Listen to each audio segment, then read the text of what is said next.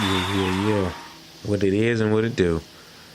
Welcome back to the Thor Ragnarok Casual Fan Review.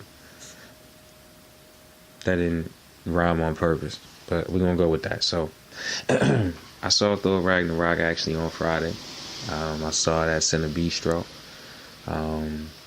That is on the east side. Well, I guess the Upper East Side. I don't know.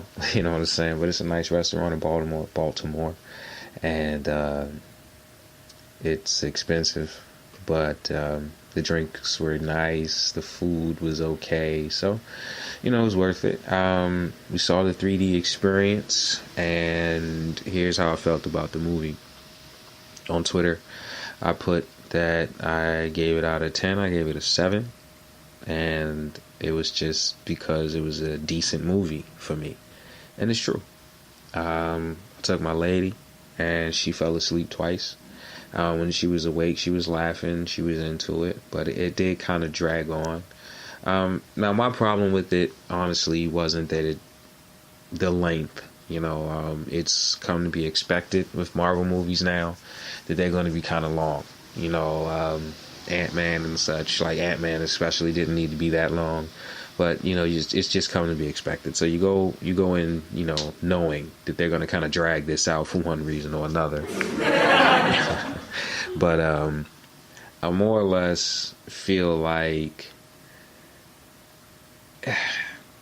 not unnecessary information, but as a casual fan, especially of the Thor genre, I didn't know what the hell, a lot of it meant, and it's probably drenched in, Easter eggs to set up for Infinity War and so on and so forth. So if you're not already hip to, what exactly the plans are in the MCU and everything like that, a lot of that kind of goes over your head. So as a casual fan, I kind of got lost in that because you could tell that it's, deeply drenched in a lot of Easter eggs and information like that, but overall it's a good movie. Definitely worth going to go see in the theater. There were a couple cool shots with the 3D, however largely it was kind of annoying, but I kind of feel that way about 3D period, so I don't know why I saw it that way. But it's good to scale. The Hulk was good. The acting was good. Like a lot of it, like the movie was good. Like the movie was not. It was not a bad film. But it was like certain parts just kind of seemed like they kind of dragged, stretched it a little too much. Then other parts, it just kind of seemed like they wanted to hurry up and get to that point so they can hurry up and get back to this part of the story that's taking forever. Like, I don't know. Like I said, without knowing the source material, I don't want to say too much about that, which is why my casual review is a 7 out of 10. But it was a good movie. Oh gosh, what is her name? Kate Beckins? Kate Blanch? The female who played Hera, she was amazing. Like, hands down phenomenal. I'm trying to remember her name. Give me 2 seconds. But she did a great job. The movie was very well cast. And that's probably why the reviews are so insane, because it was very well cast. You didn't have a problem in the least I didn't have a problem in the least with anybody's performance in this film. Off the top of my head, Idris Elba kicked some ass. Kate Blanchett was her name. Idris Elba kicked some ass. She was dope. Chris Helmsworth was pretty good. They gave a little more depth to his character a little bit to me, because I didn't like the first 2 Thor movies. The standalones, they were kind of boring. Like, especially the first one. The first one was like snooze fest. Like, I don't think I've ever sat through that whole thing without falling asleep. The second was a little bit better, but Kat Dennings, just so fucking annoying.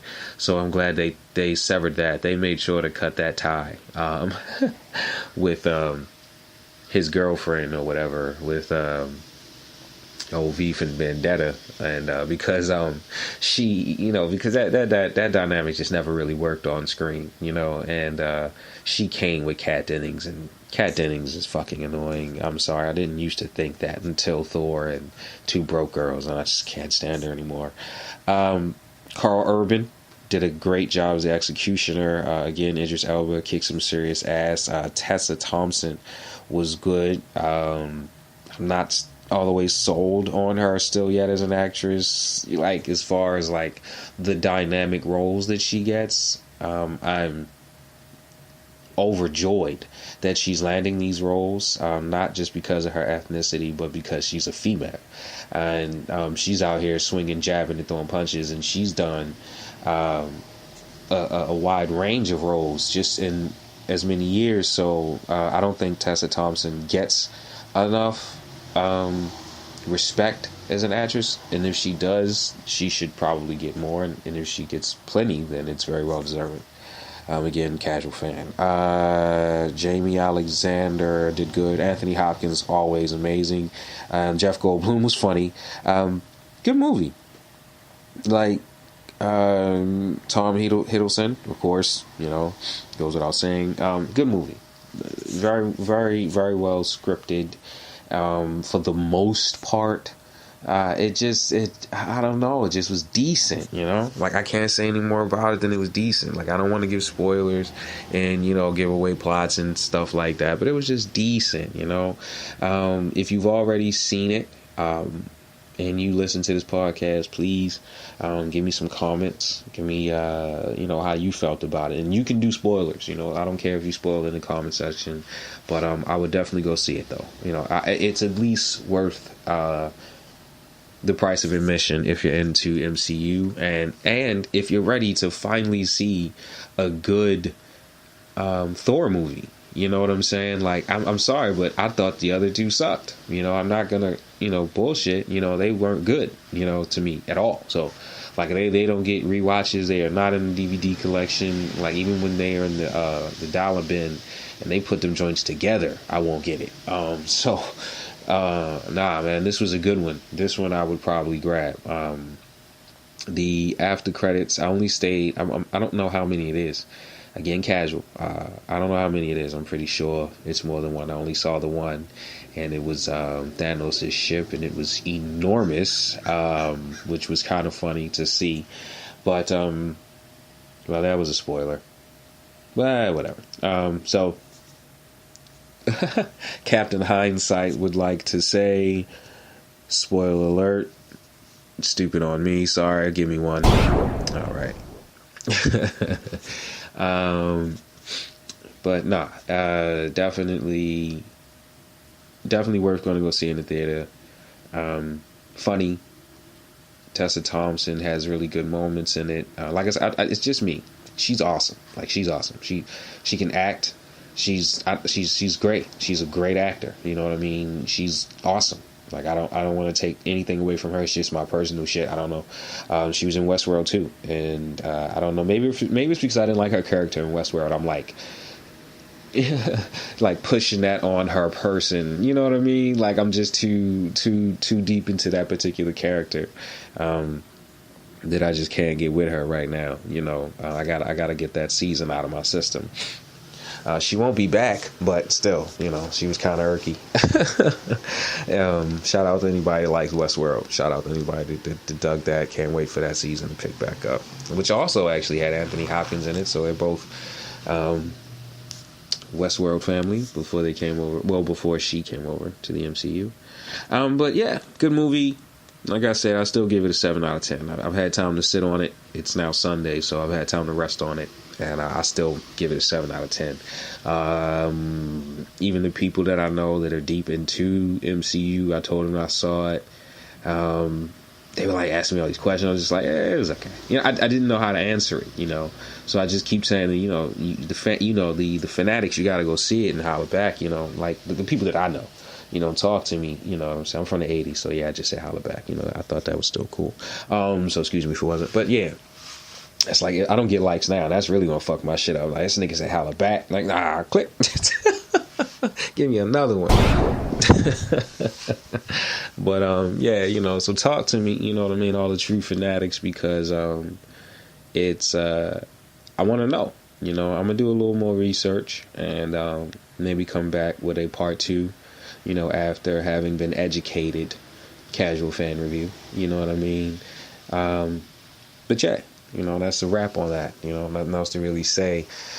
Let me see. Did I have a Netflix review? Let me tell you something that's going to catch you on Netflix. Netflix has movies on there that are titled something, and you really have to pay attention, to what the description says. I'm going to put that caution up there. I'm not going to tell you my experiences, okay?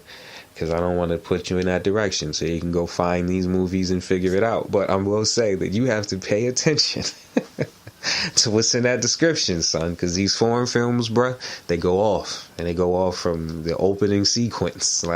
You turn that shit on and this thing's happening. These motherfuckers play no games. They don't warm you up. You know what I mean? They don't coax you into it or nothing, man. They just beep. This is what this movie about, son.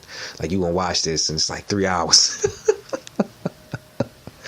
I'm serious though. And honestly, if you're a fan of films and you're just not some pervy, giggly kid, which I obviously seem to be, they're solid.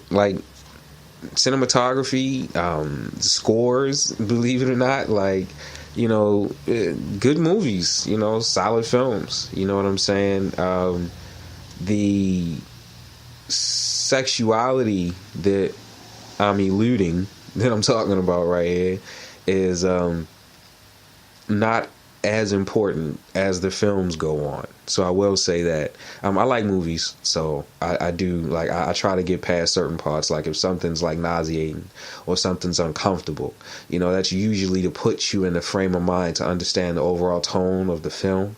So I try to endure, and I don't just sit there and watch it for the pervy shit, and that was I know an eloquent way of just saying, I only look at Playboy for the articles, but for real,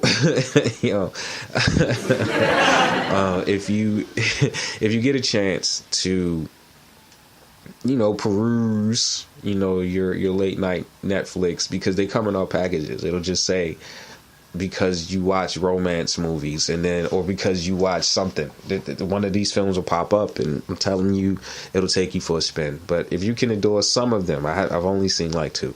That's just being for real. I've only seen 2, but some of them, the 2 that I've seen were good. So, and like I said, I don't want to point you down that path for the wrong reasons. So you gotta do what you gotta do. But just the cautionary tale is to make sure you read between the lines. Because when I went back and read between the lines in the description of these films, I was like, okay, see, these motherfuckers. So now I'm on. You know what I'm saying? I'm on to you, Netflix. And as far as the price increase that Netflix has given, yeah, I mean, they're taking the movie industry by storm. Prices go up on shit every day.